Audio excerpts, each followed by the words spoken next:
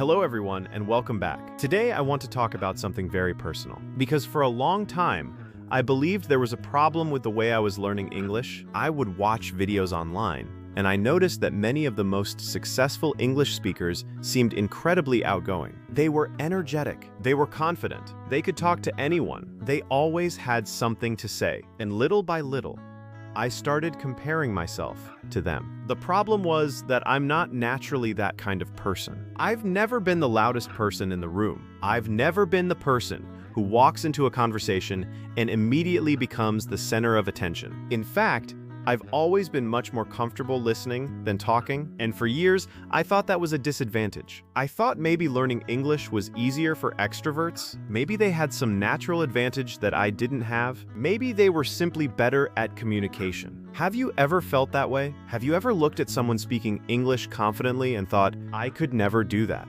Because I definitely have, and honestly, that belief held me back for a very long time. I thought the goal was to become a different person. I thought learning English meant becoming more outgoing, more social, more talkative. But eventually, I realized something important. Speaking English and being extroverted are not the same thing, not even close. There are people who are extroverted and speak English very well, but there are also quiet people, thoughtful people, introverted people, and reserved people who speak English beautifully. The difference is that they stopped trying to become someone else. They learned how to communicate as themselves, and that idea changed everything for me, because suddenly I realized that my personality wasn't the problem. Being quiet wasn't the problem. Being thoughtful wasn't the problem. Being reserved wasn't the problem. The real problem was believing that I needed to change who I was before I could become confident in English. And once I stopped believing that, something interesting happened.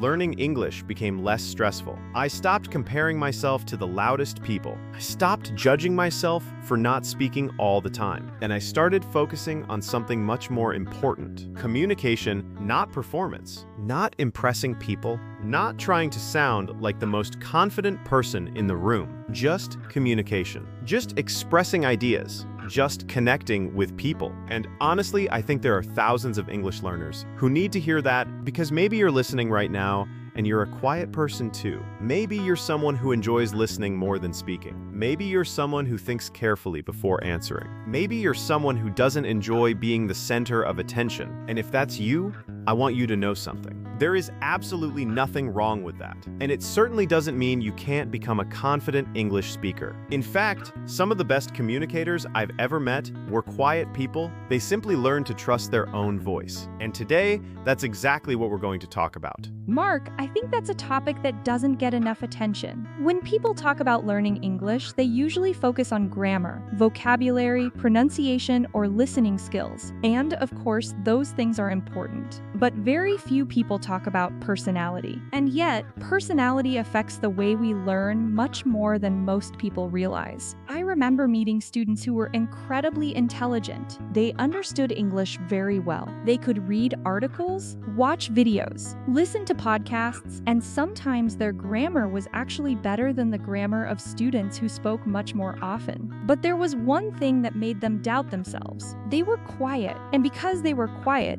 they assumed they were bad at speaking English. I've seen that happen many times. A student sits in a classroom and watches someone else talking constantly. The other person answers every question, tells stories, makes jokes, starts conversations, and naturally the quiet student starts comparing themselves. They think, maybe I'm not confident enough, maybe I'm not good at languages, maybe speaking English just isn't for me. But that's a very unfair comparison, because being talkative and being a good communicator are not the same thing. Some people speak a lot, and some people speak very little. That has nothing to do with intelligence, and it certainly has nothing to do with your ability to learn English. In fact, some of the most interesting conversations I've ever had were with quiet people. Why? Because they tend to listen carefully. They think before they speak. They pay attention to details. And when they finally share an idea, it's usually meaningful. That's a strength, not a weakness. The problem is that modern culture often celebrates the loudest voices. We see confident speakers online.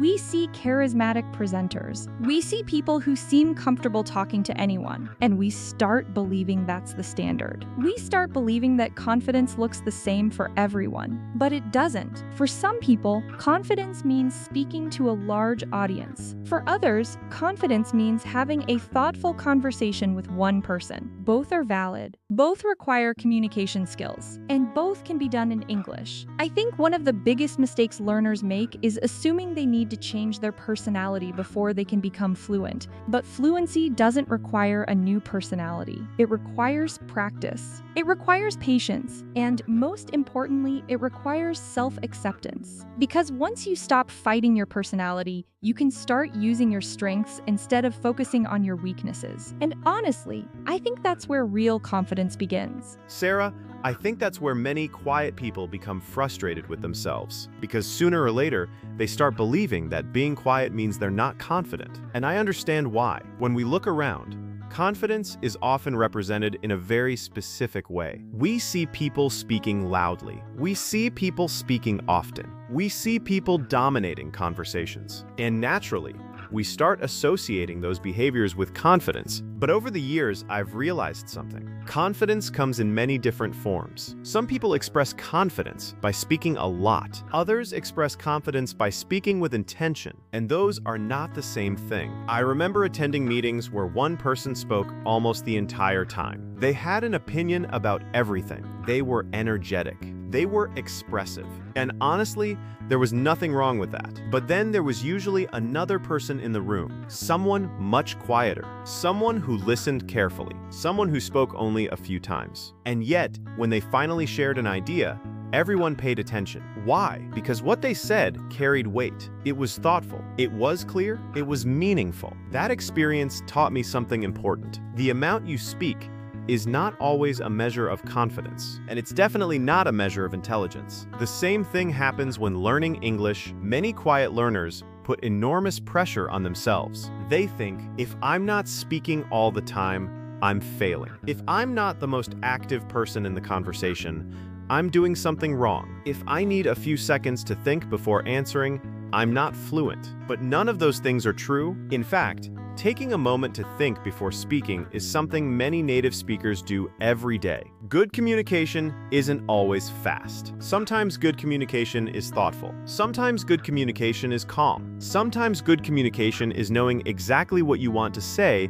before you say it. And honestly, I think quiet people often underestimate how valuable that skill can be, because while other people are rushing to speak, they're paying attention, they're observing, they're processing information, they're choosing their words carefully. Those are strengths, not weaknesses. The challenge is learning to trust those strengths instead of comparing yourself to people with completely different personalities. Because once you stop trying to communicate like everyone else, something interesting happens. You start discovering your own style, your own voice, your own way of expressing ideas. And that's where real confidence starts to grow. Not when you become louder, not when you become more extroverted, but when you become comfortable being yourself while speaking English. And in my experience, that's a much more sustainable kind of confidence. Mark, I completely agree. And honestly, I think many quiet people underestimate the strengths they bring to the learning process, because when we compare ourselves to more outgoing people,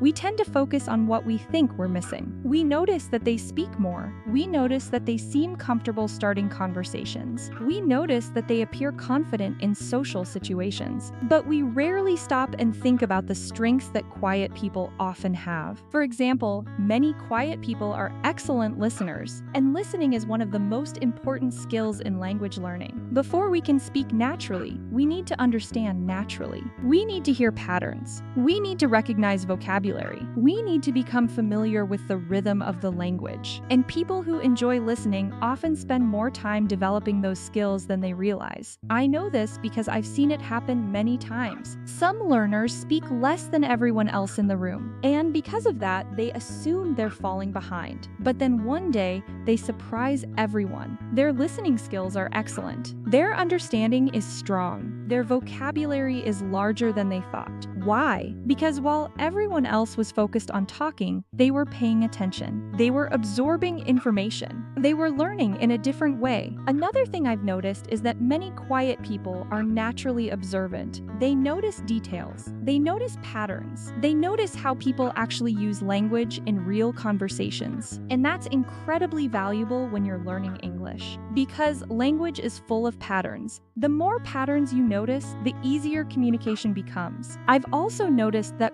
quiet learners often think carefully before speaking. And while that can sometimes slow them down, it can also become a strength. They tend to choose their words intentionally. They tend to communicate clearly. And when they do speak, people often pay attention. Not because they're the loudest person in the room, but because what they say feels thoughtful and genuine. I think that's something worth appreciating, especially in a world where people often feel pressure to speak constantly. The truth is that communication isn't a competition. The goal isn't to say the most words. The goal is to connect with people. And there are many different ways to do that. Some people connect through energy. Some people connect through enthusiasm, and some people connect through calm, thoughtful conversations. All of those styles are valid. All of those styles can be effective, and all of those styles can work beautifully in English. That's why I believe quiet people should stop seeing their personality as an obstacle. Because what makes you different may actually become one of your greatest strengths as a communicator. The key is learning to recognize those strengths instead of constantly comparing yourself to someone else. And once that happens, learning English starts to feel a lot more natural and a lot less intimidating. Sarah,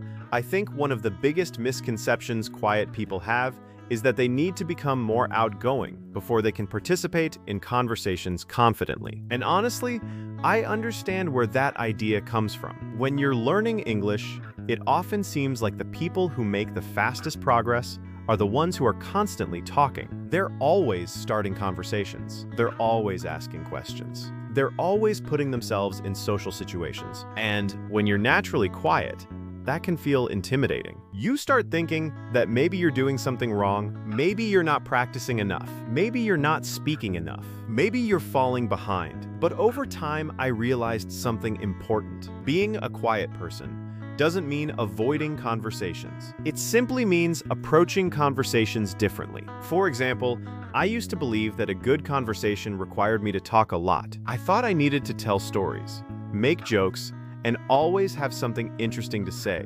And that pressure made speaking English feel exhausting because I was trying to play a role that didn't fit my personality. But then I started noticing something. The people I enjoyed talking to the most weren't necessarily the people who spoke the most. They were the people who listened well. They asked thoughtful questions, they showed genuine interest, and suddenly I realized that conversation isn't a performance, it's a connection. You don't need to carry the entire discussion. You don't need to entertain everyone. You don't need to become the loudest voice in the room. Sometimes a simple question can create a meaningful conversation. Sometimes a thoughtful response is more valuable than a long speech. And that realization changed the way I approached English. Instead of focusing on how much I was speaking, I started focusing on the quality of my interactions. I became more curious. I listened more carefully. I asked follow-up questions, and something surprising happened. Conversations became easier, not because my English suddenly improved overnight, but because I stopped trying to force myself into a communication style that wasn't natural for me. I started using my own strengths. And I think that's an important lesson for quiet learners. You don't have to communicate like everyone else. You don't have to become more extroverted. You don't have to transform your personality. You simply need to find a way of communicating that feels authentic to you.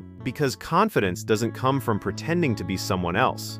Confidence comes from becoming comfortable with who you already are. And once that happens, speaking English starts feeling a lot less scary and a lot more enjoyable. At least That's exactly what happened to me. Mark, I think that's such an important distinction because many quiet people spend years trying to fix something that was never actually a problem. They think their personality is holding them back, so they constantly try to become more social, more outgoing, more talkative, more comfortable in large groups. And while there's nothing wrong with developing those skills, I don't think that's what most learners really need. What they often need is something much simpler. They need to become more comfortable with themselves. I remember talking to a student who described herself as extremely shy. She told me that every time she had to speak English, she felt nervous. Not because she didn't know the words, not because she didn't understand the grammar, but because she was worried about how people would perceive her. She was worried about sounding awkward. She was worried about making mistakes. And most of all, she was worried about drawing attention to herself.